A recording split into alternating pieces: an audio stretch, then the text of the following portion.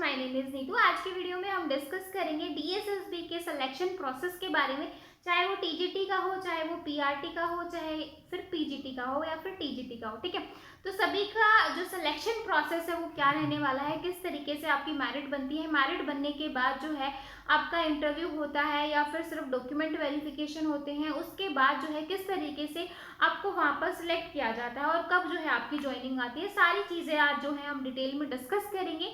और ये वीडियो उन बच्चों के लिए काफ़ी हेल्पफुल है जो बच्चे डीएसएसबी की प्रिपरेशन कर रहे हैं, डीएसएसबी में यानी कि दिल्ली के अंदर एक अच्छी खासी जॉब लेना चाहते हैं। ठीक है, तो अगर आपको फिर भी कोई डाउट रहता है या फिर कुछ पॉइंट में अगर आपको लगता है कि मुझे कुछ पूछना है तो आप कमेंट सेक्शन में पूछ सकते हो। ठीक है, तो आइए अपनी आज के वीडियो स्टार्ट करते हैं। जैसा कि आप देख रहे हो डीएसएसबी 2020-21 यानी कि जो आपका एग्जाम है वो 2021 में होगा, तो इसलिए जो है 21 के बाद ही जो आपका सिलेक्शन प्रोसेस होने वाला है।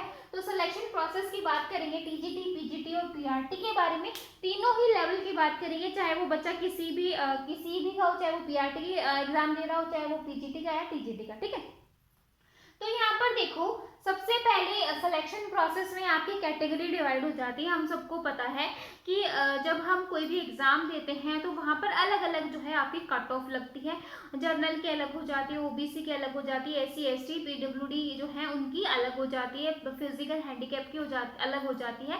ऐसी एज लिमिट का भी जो क्राइटेरिया है सबका अलग अलग होता है। ठीक है, तो सबसे पहले बात कर लेते हैं जनरल कैटेगरी वालों को। जनरल कैटेगरी में क्या होता है कि आपके लिए 40% मार्क्स जो है वो ज़रूरी है। मतलब एक जैसे नेट में क्राइटेरिया सेट कर दिया कि इतना तो आपका आना ही आना है, उसके बाद जो मेरिट बनेगी, मतलब उसके बाद जो बच्चों का टोटल कितना है, टोटल आपकी सीट्स कितनी है और फिर किस तरीके से उनको मेरिट बनानी है वो बाद में बनती है। पहले जो है क्वालिफाइंग लेवल देखा जाता है। ठीक है, तो ऐसे ही डीएसएसबी में एक क्वालिफाइंग लेवल सेट किया हुआ है। तो अगर आप जनरल कैटेगरी से बिलोंग करते हो तो आपको पेपर 1 एंड पेपर 2 दोनों में 40% मार्क्स लाने ज़रूरी हैं। तो यानी कि टोटल जो है आपको 40 यानी कि 80 मार्क्स आपके यहाँ पर हो गए। ठीक है, अब ओबीसी का देखो, ओबीसी जो है आपका, ओबीसी का क्राइटेरिया ऑब्वियसली जनरल के बाद थोड़ा सा कम हो जाता है, क्योंकि जैसे अदर उसमें रहता है ऐसे ही यहाँ पर भी है कि 40% अगर ओबीसी जनरल वालों के लिए है तो 35% आपके किसके हो गए, ओबीसी वालों के।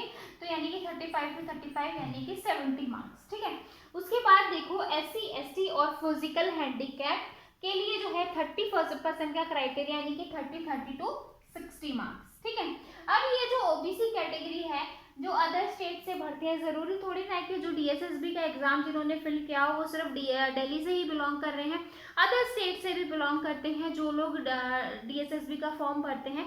तो ये जो ओबीसी कैटेगरी है ये कैटेगरी सिर्फ उन्हीं लोगों के लिए काउंट होगी जो दिल्ली से बिलोंग करते हैं। जो अदर स्टेट से हैं और जिन्होंने डीएसएसबी का फॉर्म फिल किया है वो हमेशा जनरल कैटेगरी में काउंट होते हैं। ठीक है, तो यहाँ पर ये जो ओबीसी कैटेगरी है ये सिर्फ किसके लिए है, दिल्ली वालों के लिए। ठीक है, तो जो दिल्ली में है, जो दिल्ली का है उसी के लिए जो है ओबीसी माना जाएगा। बाकी अदर स्टेट का ओबीसी का बंदा है लेकिन दिल्ली में वो जनरल काउंट होगा। ठीक है, क्लियर है, तो ये आपको समझ में आ गया।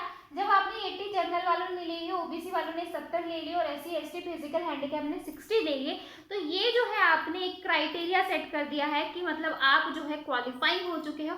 उसके बाद जो है आपका मेरिट में नाम आएगा। मेरिट जो है वो टोटल कैंडिडेट देख के बनती है, टोटल पोस्ट देखी जाती है और एक पोस्ट पे कितने बच्चों को लिया जाता है, क्योंकि लास्ट में जब फाइनल जो सिलेक्शन होता है, फाइनल मेरिट लिस्ट बनती है, उसमें बहुत सारे बच्चों के फॉर्म जो है वो रिजेक्ट हो जाते हैं। ठीक है, वो कैसे होंगे अभी हम डिस्कस करते हैं।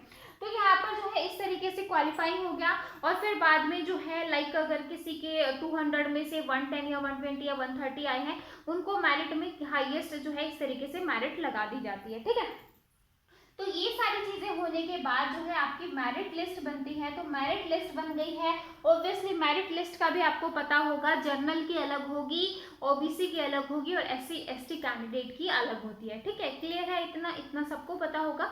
तो अब मेरिट लिस्ट हमारी बन चुकी है।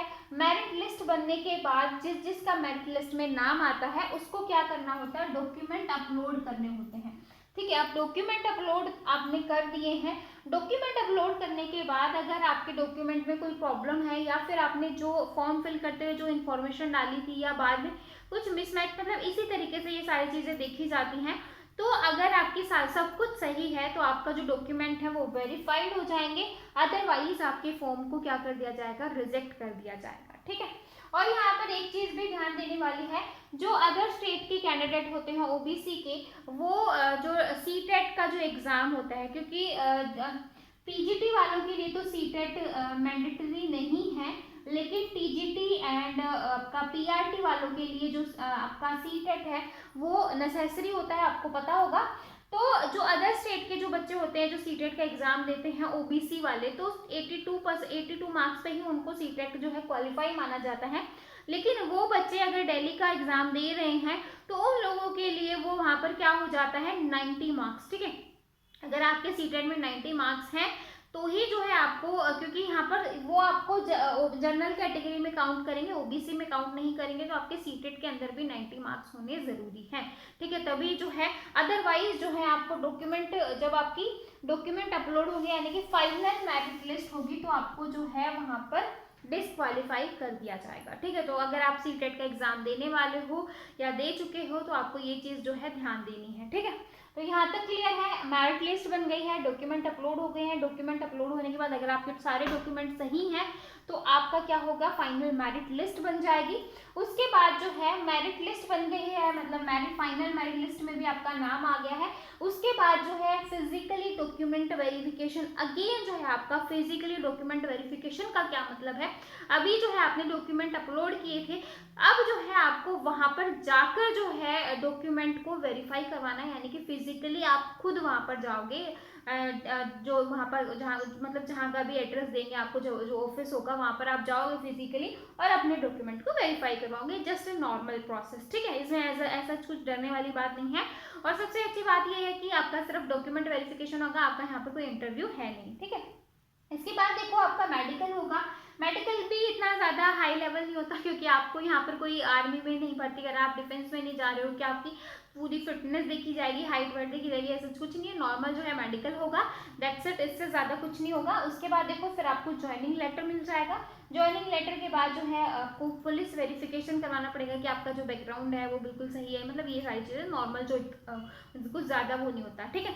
तो यही सारी चीज़ें होंगी। तो आई होप आपको जो पूरा प्रोसेस है वो समझ में आया होगा कि अगर आप डीएसएसबी की प्रिपरेशन कर रहे हो तो डीएसएसबी की प्रिपरेशन करते वक्त आपको जो है किस किस जो है लेवल से गुजरना है। लेवल तो एक ही है कि आपको जो अपना मार्क्स हैं वो बहुत ही अच्छे खासे लेकर आने हैं, ताकि आप मेरिट में बहुत ही अच्छे मार्क्स से आओ, अगर आपको निकालने के चांसेस उनके पास हो ही ना, ठीक है। तो अगर आपने अच्छे से फॉर्म फिल किया है, अच्छे से आपने मार्क्स लिए हैं, तो आप आराम से जो है डीएसएसबी में अच्छी खासी जॉब ले सकते हो, ठीक है। तो आई होप आपको पूरी जो इन्फॉर्मेशन है वो समझ में आई होगी। अगर आपको फिर भी कोई डाउट है या कुछ पूछना है तो मैं आपको बार बार बोलती हूँ, कमेंट सेक्शन आप लोगों के लिए खुला है, तो आप वहाँ पर अपने डाउट्स पूछ सकते हो। और अब जो टेलीग्राम ग्रुप है उसको ज्वाइन कर लोगे, क्योंकि वहाँ पर भी जो है मैं टीचिंग जॉब से रिलेटेड या आपका जो भी कंप्यूटर साइंस के बच्चे प्रिपरेशन कर रहे हैं उससे रिलेटेड जो है मैं वहाँ पर क्वेश्चंस या नोट्स, या बच्चे भी आपस में जो है डाउट्स पूछते रहते हैं, तो आप लोगों को काफ़ी हेल्प मिलेगी, ठीक है। तो आई होप आपको पूरा सिनेरियो समझ में आया होगा। डाउट है तो कमेंट में पूछो, अदरवाइज जो है नेक्स्ट वीडियो में मिलते हैं ऐसे ही नई वीडियो के साथ। और आप ये इन्फॉर्मेशन जो है काफ़ी इन्फॉर्मेटिव है, तो आप अपने फ्रेंड्स के साथ या जो बच्चे डीएसएसबी की प्रिपरेशन कर रहे हैं उनके साथ भी शेयर कर सकते हो, ठीक है। तो फिर मिलेंगे नेक्स्ट वीडियो में, तब तक के लिए बाय एंड थैंक यू।